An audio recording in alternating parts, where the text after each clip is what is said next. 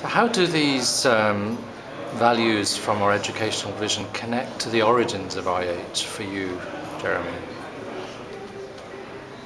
I have a strong memory of teaching at International House many, many years ago, when it was still a relatively new organisation. And I think the best thing I can do is to give you an example of a class I taught. This was in 1971 or 2, maybe just the beginning of 1972.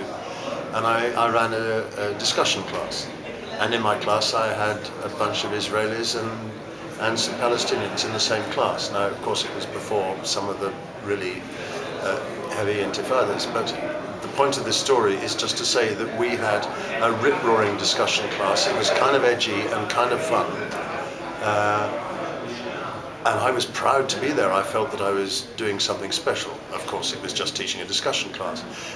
But that was a bit like John Haycraft, who sort of bounced around, getting people to talk to each other and having fun. And International House was, and it seemed to me then, an extraordinary idea, though it is now far more commonplace, but this incredible meeting place where people from all sides of the political divide, from religions, from cultures, sort of milled around in this place and went to the canteen together and talked to each other and things. And of course it was newer and more exciting then, because this was just at the beginning of the huge growth in Britain of language courses of this kind.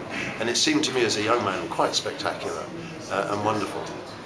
And it was of its time as well, because International House was not the only, though it was the preeminent school of its kind, and other people, but at least one other man very similar to John had set up language teaching in the same kind of way because of his wartime experiences of misunderstanding between enemies, and having the same kind of vision of people just getting on together and learning together and exchanging and playing together.